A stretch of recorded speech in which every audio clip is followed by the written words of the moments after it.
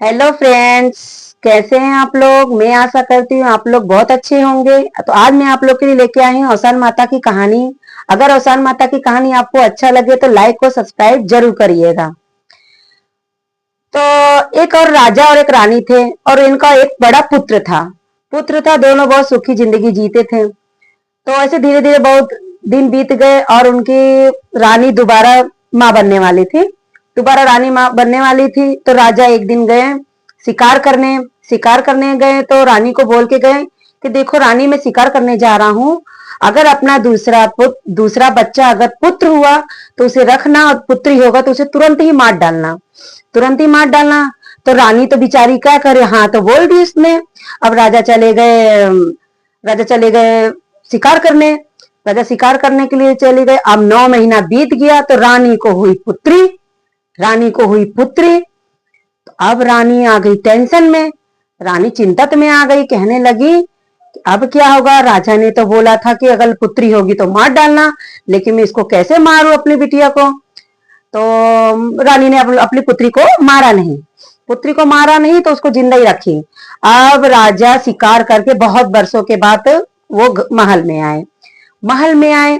अब वो जो पुत्री हुई थी थोड़ी बड़ी हो गई थी मतलब 4-5 साल की हो गई थी। तो वो ऊपर महल के ऊपर ना अपना केस धो रही थी, केस साफ कर रही थी, मतलब केस साफ कर रही थी।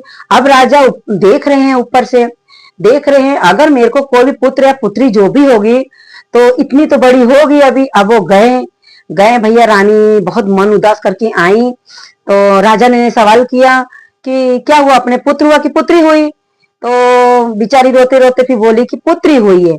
अब राजा को आया क्रोध, क्योंकि उसने आज्ञा देके गया था कि अगर पुत्री होगा तुरंत ही मार डालना। अभी उसने मारा नहीं।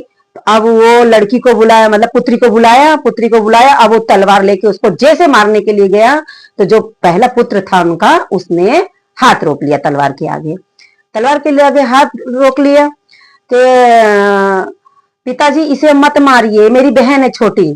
तो बोलते क्यों मूर्ख, तू उसको क्यों बचा रहा, अगर तू बचा रहा तो तू भी इसके साथ घर से निकल जा। तो वो भाई ने, मतलब पुत्र जो बेटा मतलब था बड़ा वाला, उसने अपने छोटी बहन को लेके वो बाहर निकल गया। अब लोग चलते चलते जंगल में चले गए थे, कुटिया थी तो उसी में दोनों भाई बहन रहने लगे। अब जो भाई था वो गया लकड़ी लकड़ी काटने के लिए जंगल में चला गया। अब जंगल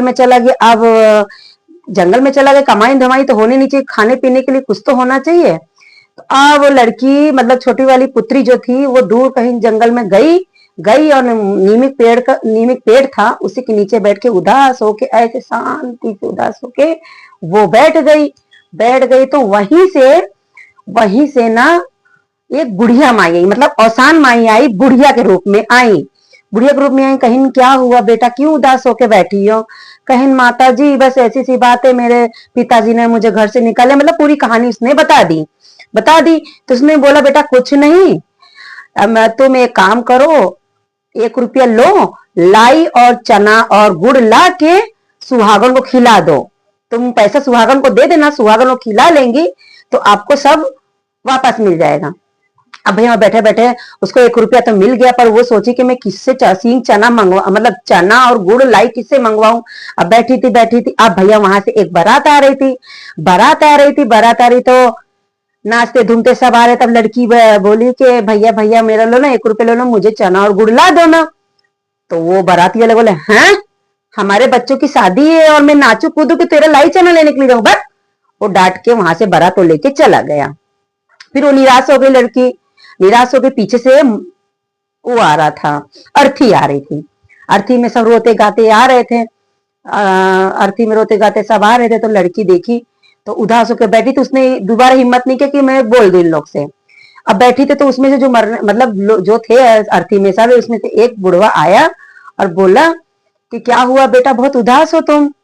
तो बोली नहीं बाबूजी, बस ऐसी बात है कि चना गुड़ लाना है मुझे, मेरा पूरा मतलब कहानी बताई। तो बोले ला बेटा, मैं तेरा गुड़ और चना ला देता हूँ। अब भैया वो लाके दे दिया, गुड़ चना ला दिया। अब वो लड़की खुशी खुशी गई, औरतों को, बहनों को दे दी पैसे, मतलब गुड़ और चना दे दी, और उसने दुदुरिया चबवा दिया। तो क्या हुआ, जो बारात जा रही थी पहले, जिसको लड़की ने बोला था कि मेरा गुड़ और चना ला दो, नहीं लाए, तो उसका जो बारात में दूल्हा था वो तुरंत खत्म हो गया, खत्म हो गया। और जो जिसने गुड़ और चना ला के दिया था लड़की को, वो मुर्दा जिंदा हो गया। जो अर्थी थी वो मुर्दा जिंदा हो गया। तो सब खुशहाली मनाने लगे। अब मतलब औसान मैया का दूध ने चबवा दिया था बिटिया ने। तो फिर उसको राजा खुद आए, वो लड़की को और लड़का को, मतलब पुत्र और अपने पुत्री को, दोनों को घर वापस लेके आए। उसको घर बार वापस मिल गया। बोलो औसान मैया की जय। अगर आपको ये कहानी अच्छा लगे तो सब्सक्राइब जरूर करिएगा।